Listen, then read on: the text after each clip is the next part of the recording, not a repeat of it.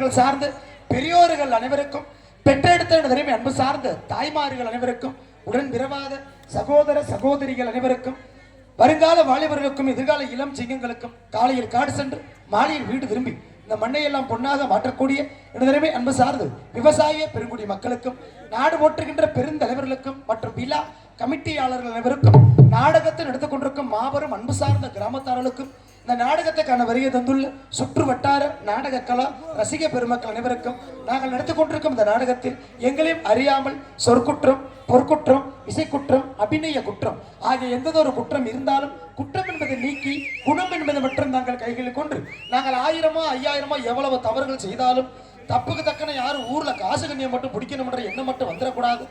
ஏன்னா நாங்கெல்லாம் தப்பு செய்யற ஆளுகளே கிடையாது. உள்ள பால் வடிகிற முகமா உட்கார்ந்து இருக்கோம். ஏங்க, தப்பு என்பது தெரிஞ்சு செய்வது, தவறு என்பது தெரியாமல் செய்வது. ஆனா நிறைய பேர் தெரிஞ்சேதான் செஞ்சுக்கிட்டு தெரியுது. ஏங்க, நம்ம என்னதான் தப்பு தப்பா ஒரு தப்பு பண்ணினாலும், பண்ற தப்பு தப்பாவே இருந்தாலும், அது தப்பாவே பிறருக்கு தெரிஞ்சாலும் தப்பு தப்பு தானே. இப்ப யார் தப்பு? நம்ம தப்புன்னு சொல்லாதீங்க. ஏன்னா இந்த உலகத்துல பிறந்த எல்லா பேருமே ஒவ்வொரு நேரத்துல ஒவ்வொரு தப்பு செய்யத்தான் செய்வோம். தப்பு இல்லாத மனுஷன் யாரும் இல்ல. எல்லா பேருமே சரியா இருந்துட்டோம்னா அப்புறம் எதுக்குத்தான் இருக்கு? ஏதாவது ஒரு சின்ன சின்ன தவறு செய்யறது உலக வழக்கம் தாங்க. இப்போதெல்லாம் நடந்து விட்டால் இறைவன் தேவையே இல்லை. கண்டிப்பா. இப்ப 1 லட்ச ரூபாய் பணம் கையில வேணும் நினைச்சா வந்துருச்சுன்னா எதுக்கு கடவுளை போய் கும்பிட போறேன்? மனுஷனுக்கு பிரச்சனைன்னு ஒண்ணு இருந்தாத கோயில்ல சாமிக்கு அர்ச்சனை. உண்மைதாங்க. ஏன்னா நாடகம் நல்லது. ஒரு நாடகம், இந்த நாடகம் சிறப்புமிகு நாடகம். உங்களுக்கு தெரியுதோ தெரியலையோ சொல்ல வேண்டியது பபுனோட கடமை என்ற காரணத்தினால் உங்கள் முன்னால் சிறப்பாக நடைபெற்றுக் கொண்டிருக்கும் நாடகம் குகனை மணந்து குறிஞ்சி மலர் என்று சொல்லக்கூடிய கந்த பெருமானின் காதல் திருமணம் என்று அழைக்கக்கூடிய தமிழகத்தில் தலை சிறந்த நடிகர்கள்லாம் பங்கேற்கக்கூடிய திஸ் இஸ் லவ் ஸ்டோரி. யாருக்கு லவ்? முருகனுக்கு வள்ளிக்கு இன்னைக்கு லவ். உண்மைக்கு அத முருகப்பெருமான் வந்து வள்ளியே எப்படி காதலிச்சு கல்யாணம் பண்ணுறாரா பண்ணலையா இதுவே இந்த கதையோட முடிவுல வர்ற விஷயமே. ஆனா நிறைய பேர் இந்த நாடகத்துல பப்பு டான்ஸோட புடிச்சுக்கிட்டு ஓடி போயிடுறாங்க. மற்றவங்க மட்டும்தான் ரொம்ப முக்கியமா உட்காந்துருக்காங்க, பெரியவங்க மட்டும். இன்னைக்கு ஒரு தாழ்மையான வேண்டுகோள், ஆண்கள் கூட்டமும் மெஜாரிட்டியா தான் இருக்கு, பெண்கள் கூட்டமும் மெஜாரிட்டியா தான் இருக்கு. இன்னைக்கு 2 பக்கமே சமபங்கா உட்காந்துருக்கீங்க. உங்க அனைவரது காலில் கூட நான் விழுந்து விழுந்து கூட எந்திரிக்கிறேன். இந்த மற்ற ஊர்ல மாதிரி பப்பு டான்ஸோட யாரும் புடிஞ்சுக்கிட்டு மட்டும் போயிடாதீங்க. விடிய விடிய நாடகத்தை பாருங்க. உங்களுக்கு மங்களேஸ்வரி புண்ணியமா ஆத்தா புண்ணியத்துல உங்க எல்லா பேர் குடும்பமும் பட்டி பெருகி பால் பானை பொங்கி நோய் நொடி இல்லாம அனைவருமே நல்லா இருப்பீங்க. மீறி நாடகத்தை பார்க்காம நான் வீட்டுக்கு போறேன்னு கிளம்புனீங்கன்னு வச்சுக்கோங்க, என்ன நடக்கும்? கோயில் பக்கத்துலதான் இருக்கு. உங்களை மண்ணவாரி தூத்துறவே நானாத்தான் இருப்பேன். நாடகம் வீட்டுக்கு போனா புழுப்புன்னு இருக்கும். நாடகம் எப்படி நாடகம்? அம்புட்டு வரி காசை கொடுத்து பெரியவங்க எல்லாம் ரொம்ப போராடி பிரச்சனை இல்லாம வச்சிருக்காங்கன்னா நாடகத்தை நல்ல முறையில் பார்க்கணும். யாரு கேட்கிறா? நம்ம ஊரை கட்டுப்படுத்த முடியுமாங்க? இந்த உலகத்திலேயே செய்யற மிஸ் 3 பேருக்கிட்ட நம்ம எதையுமே பேச முடியாதான். யாராட்ட பேச முடியாது தெரியுமா? 3 பேரு. ஆளு ரொம்ப படிச்சவன், 2வது ஆளு ரொம்ப குடிச்சவன், 3வது ஆளு கட்டுன பொண்டாட்டி. இந்த 3 பேருக்கிட்டயுமே நம்ம எதை சொன்னாலும் ஒத்துக்கவே மாட்டாங்க. நல்லா படிச்சுட்டு போய் பேசி பாருங்க. நான் படிச்ச படிப்புக்கு உனக்கு தெரியுமா? உனக்கு தெரியுமாடா? நான் சொல்றேன் கட்டுறாம்பியா. யாரும் ரொம்ப படிச்சவன் ரொம்ப குடிச்சவன் என்ன உனக்கு தெரியுமா? 3வது பொண்டாட்டி என்ன வேணாலும் சொல்லி பாரு, தலைய சிலுப்பவே சிலுப்பாது. நம்ம ஒரு ஆம்பளை சண்டை வந்தா கைய கொண்டு அடிப்போம், கம்பெடுத்து அடிப்போம். ஆம்பளை சண்டை ஓட்டா. ஆனா இந்த பொம்பளை ஆளுக்குள்ள சண்டை ஓட்டா எதை தூக்கிட்டு அடிக்காதுங்க. பெண்களுக்கு இருக்கிற ஒரே ஒரு ஆயுதம் எது தெரியுமா? வாய் மட்டும்தான். லேசா புருஷங்காரன் பொண்டாட்டிய ஒத்தடி அடிக்கட்டும், பொம்பளை சொல்ற வசனம் இதாத்தான் இருக்கும். உனக்கு நான் முக்கியமா கோத்தா முக்கியமா? இதை ஒண்ணு மட்டும் எங்கத்தையும் கத்துக்கிறச்சுக்கோ தெரியல. இப்படியே சொல்லி ஆம்பளை எல்லாம் மிரட்டி வச்சிருக்கீங்க. உனக்கு நான் முக்கியமா கோத்தா முக்கியமா? இதை ஒன்ன கத்துக்கிட்டு புருஷன் நட்டுக்குவேன், கிட்டு கிட்டு கிட்டு கிட்டு கிட்டு வீட்டை விட்டு போய் தோச்சு கைக்கு சோத்துக்கு வரல சொல்லுமே என்ன மட்டும் நட்டுக்குவேன் பிள்ளை. ஏன் சொல்றேன்னா ஆண்கள் வந்து உலகத்துல ரொம்ப பாவம். இதுல ஒரு தாழ்மையான வேண்டுகோள். இப்ப நான் உங்க இப்ப வந்து நான் கதை காண்டு சொல்லுங்க, உண்மையா சொல்ல வரேன். இங்க ஐயாக்க முன்ன நிறைய பேர் உட்காந்துருக்கீங்க, எல்லாமே கிராமத்தாலவே குடும்பஸ்தங்க தான். நான் உங்க பெரியவங்க நிறைய உட்காந்து ஒரே ஒரு விஷயம் கேட்கிறப்ப, நம்ம வந்து கோவப்பட்டு பொண்டாட்டி அந்த காலத்துல அடிச்சோம்னா பெண்கள் வந்து கோவச்சுக்கிட்டு எங்க போவாங்க? அம்மா வீட்டுக்கு போவாங்க. அவங்க அம்மா வீட்டுக்கு கோவச்சுக்கிட்டு போறேன்னு போவாங்க. எப்போ? அப்போ. இப்ப அப்படி கிடையாது. பொண்டாட்டிய புருஷன் ஒத்தடி அடிச்சா பொம்பளை நீ 10 அடி அடிக்கிற விளங்குமா வீடு? விளங்குமா நான் கேக்குறேன். அதானே. இப்ப அது அடிக்க மாட்டேங்குதுப்பா. என்ன செய்றாங்க? ஒரு கடலூர் மாவட்டத்துல ஒரு பொம்பளை என்ன பண்ணிருக்கா, அந்த பொம்பளை பேரு ரூபா. சரி. கடலூர் மாவட்டத்துல அந்த பொம்பளை புருஷன் ஒரு குடியார பையன் குடிச்சு புட்டு ட்ரெயினி பொண்டாட்டிய போட்டு டம்மு டம்னு அடிச்சுக்கிட்டே இருந்திருக்கா. இந்த பொம்பளை குடிக்காதரா குடிக்காரன்னு சொல்லிட்டு இருந்துக்கு இவன் கேட்கல. இந்த பொம்பளை ஆத்தா வீட்டுக்கு கோவிச்சுக்கிட்டு போகல, புருஷனை திருப்பிக்கிட்டு அடிக்கல. இந்த பொம்பளை என்ன பண்ணிட்டா, நேரம் மார்க்கெட்டுக்கு போய் 1.5 கிலோவுக்கு கட்லா மீன் எடுத்து அந்த மீன் குழம்புல விஷத்தை ஊத்தி புருஷனை போட்டு தள்ளிட்டான். இப்ப நான் என்ன கேக்குறேன், சாம்பார்ல விஷம் வைக்கலாம், ரசத்துல விஷம் வைக்கலாம், சிக்கன் குழம்புல விஷத்தை வைக்கலாம், மட்டன் குழம்புல விஷத்தை வைக்கலாம். ஏன் இந்த பொம்பளை மெனு கட்டு மீன் எடுத்து மீன் குழம்புல விஷம் வச்சா தெரியுமா? மீன் குழம்புல மட்டும்தான் நம்ம எவ்வளவு விஷத்தை கலந்தாலும் வாடை இத்தினி கூட வெளியே தெரியவே தெரியாதான். இந்த பொம்பளை எல்லாம் நோட் பண்ணிக்கோங்க, உங்களுக்கு உதவும். சிச்சுக்கு அப்படியே புருஷனை போட்டு தரதுங்க ரொம்ப அப்படியே கிழிச்சுக்கிட்டு இருக்கு. இது உண்மைக்குமே நடந்தது. எனக்கு இது கூட ஒரு பிரச்சனை கிடையாது. இந்த பொம்பளை புருஷனை போட்டு தள்ளிருச்சு, இது அவங்க குடும்ப பிரச்சனை. இப்ப என்ன ஒரு பிரச்சனை, இதை யூடியூப்ல போட்டு விட்டாங்க.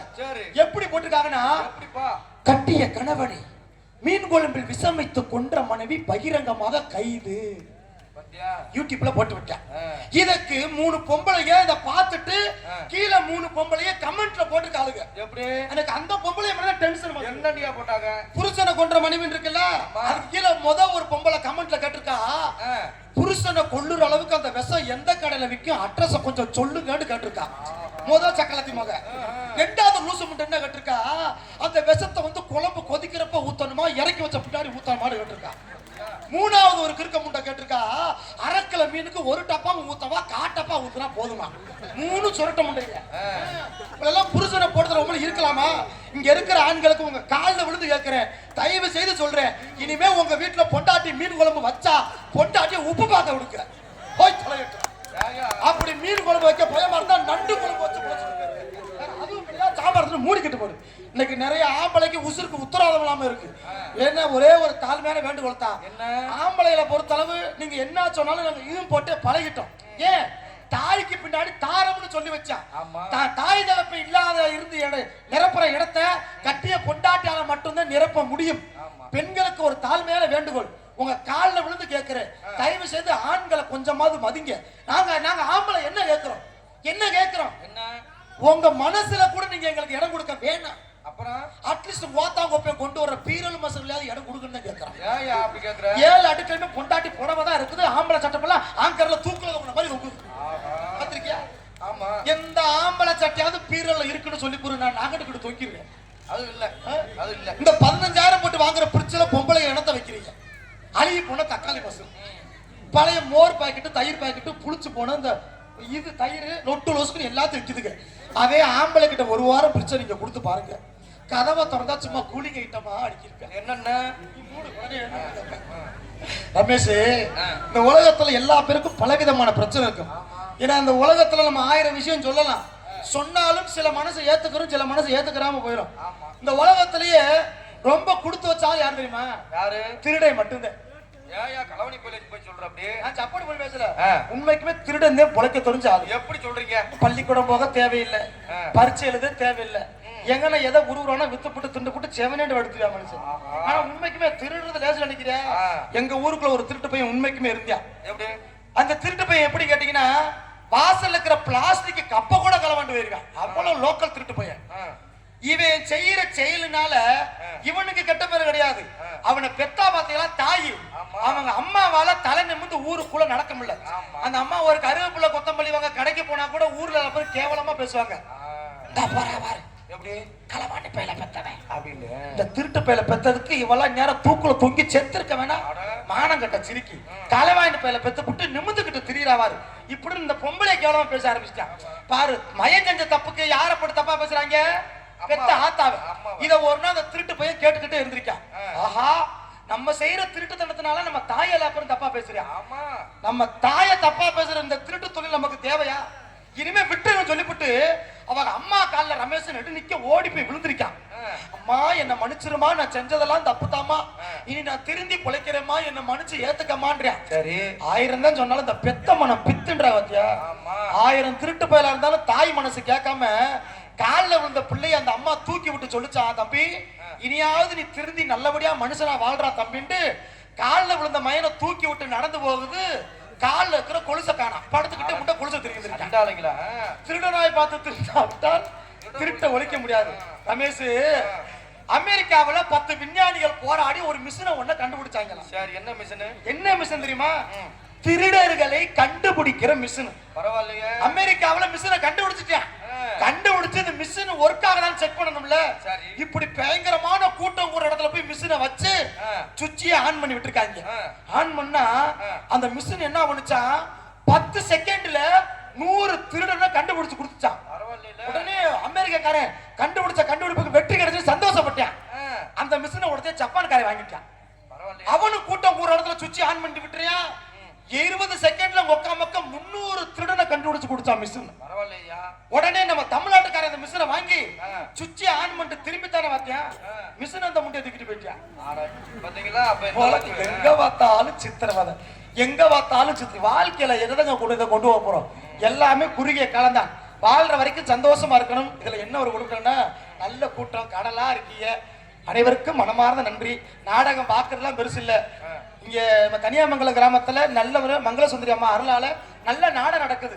ரமேஷ், எங்க ஊர்லயும் நாடகம் நடக்குது. ஆமா, 10 நாடகம் நடக்கும் உங்க ஊர்ல. எங்க ஊர்ல மொத்தம் 14 நாடகம். இன்னைக்கு தான் 10வது நாடகம் ஓடிக்கிட்டு நடந்துருக்கு. இதுல என்ன ஒரு கொடுமைன்னு கேட்டீங்கன்னா, இதுல என் குடும்பத்துக்கு ஒரு பிரச்சனையும் கிடையாது. சரி, ஆனா சுழி சரியில்லாம இருந்தா பிரச்சனை தேடி வருமா? ஆமா, நேரத்துல சரியில்லைன்னா வரதான் செய்யும். எப்படி வந்துச்சு தெரியுமா? என் வீட்டுக்கு எதிர்த்த வீட்டுக்காரே கவர்மெண்ட் வேலை பாக்குறாங்க. ஓஹோ, அந்த ஆளு மாசம் 55,000 சம்பளம் வாங்குறியா? சரி, ஊர்ல திருவிழான்னு சொல்லி தான் பொண்டாட்டிய கௌரவப்படுத்தணும்னு ஆசம்பத்து போறவ என்ன பண்ணிருக்கா, என்ன பொண்டாட்டிய கூட்டி போய் விளங்காதவைய 8,500 ரூபாய்க்கு பட்டு புடவை எடுத்து கொடுத்துருக்கான்.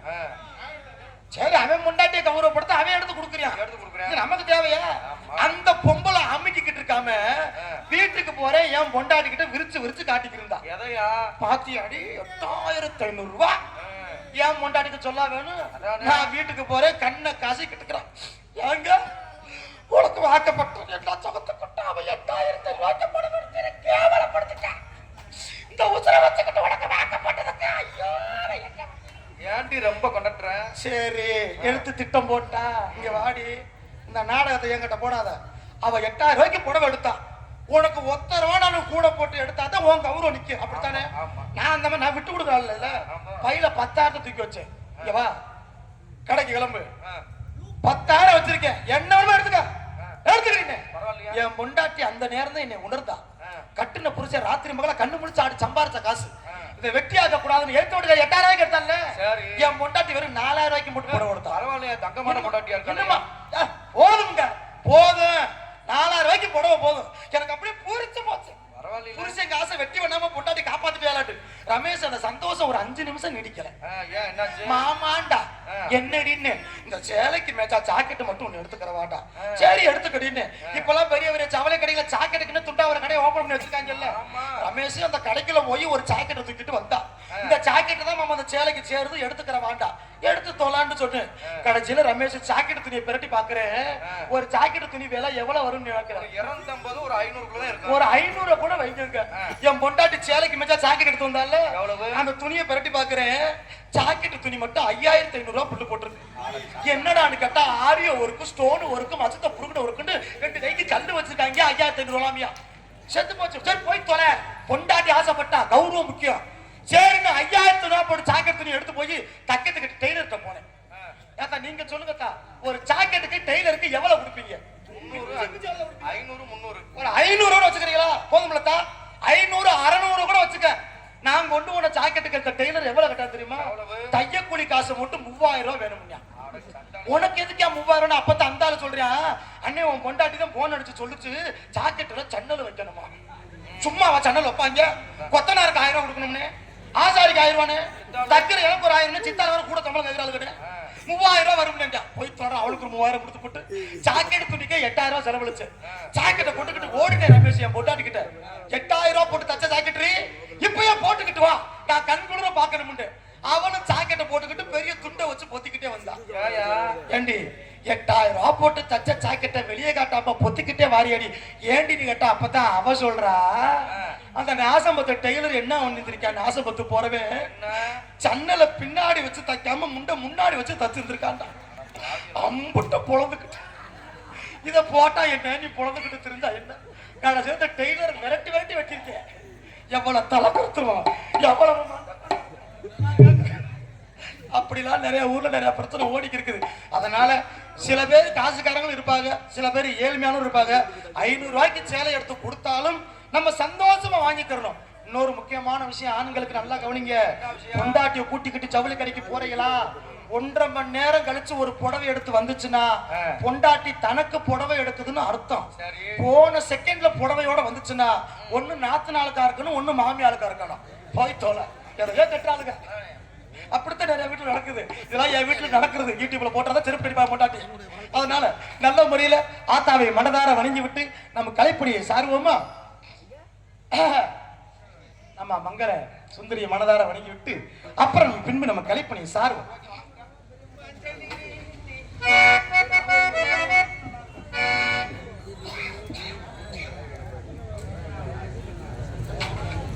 மஞ்சளிலே நீராடி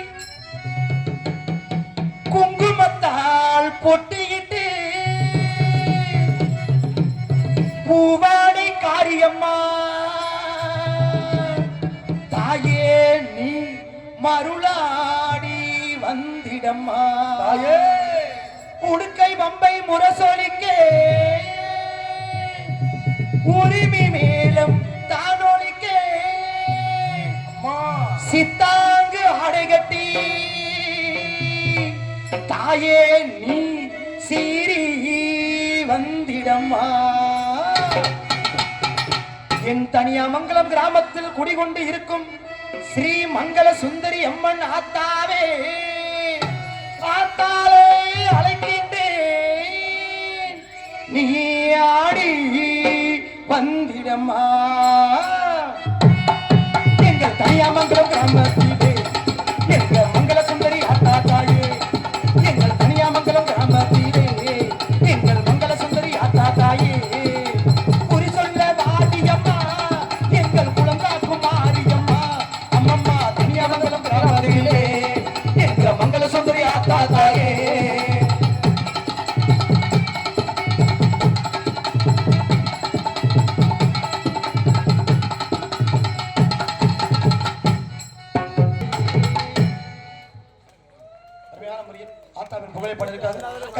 மனமார்ந்த நன்றி. வாய்ப்பாடை வாசிக்க நேரம் வந்துவிட்டது. சிறந்த முறையில் தனியாமங்கலம் அருள்மிகு சிறப்பாக ஸ்ரீ மங்கள சுந்தரி அம்மன் திருக்கோவில் தமிழ் வருடப்பிறப்பை முன்னிட்டு நமது பூச்சொரிதல் மற்றும் விழாவை முன்னிட்டு நாடகம் வெகு விமர்சையாக நடைபெறும் என்பதை பெருமிடம் தெரிவித்துக் கொள்கிறோம். அருமையாக ஏன்னா தமிழ் வருடப்பிறப்பு நிறைய பேரை பார்த்தீங்கன்னா ஆங்கில புத்தாண்டை வேட்டு வெடிச்சு கொண்டாடியா, தமிழ் புத்தாண்டை நிறைய பேர் கண்டுக்கிறே கிடையாது. இந்த தமிழ் புத்தாண்டுக்கும் ஆங்கில புத்தாண்டுக்கும் ஒரு வித்தியாசம் இருக்குங்க. நல்லா இருக்குங்களே, தண்ணியை போட்டு ரோட்ல உருண்டியாண்டா அது ஆங்கில புத்தாண்டு, குளிச்சு போட்டு கோயில்ல முண்ட உருண்டாண்டா அது தமிழ் புத்தாண்டு. அதுல இதுக்கு மாற்றுறது, இதுக்கு ஆடிவா இதுக்கு ஊர்ல வேற ஒண்ணும் கிடையாது. எல்லாமே கடவுளை மனதார கும்பிட கத்துக்கிறோம். ஏன்னா இறைவன் வந்து எங்க இருக்கான் பார்த்தா நம்ம உள்ளத்துலதான் இருக்கான்.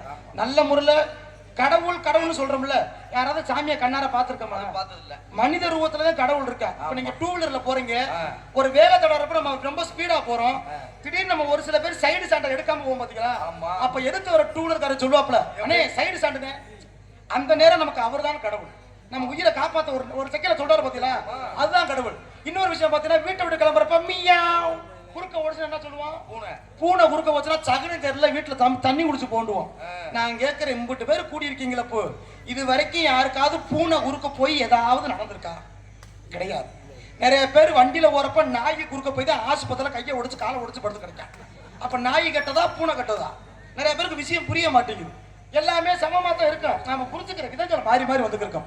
அப்பேற்பட்ட முறையில் சிறப்பாக இந்த அருள்மிகு நல்லதோர் சித்திரை வருட பிறப்பை முன்னிட்டு சிறப்பான முறையில் நடைபெற்றுக் கொண்டிருக்கும் நாடகம் குகனை மணந்த குறிச்சி மலர் கந்தபெருமனின் காதல் திருமணம் ஸ்ரீ வள்ளி திருமணம் என்னும் புராண நாடகம் அதிவிமரிசையாக நடைபெற்றுக் கொண்டு இருக்கின்றன.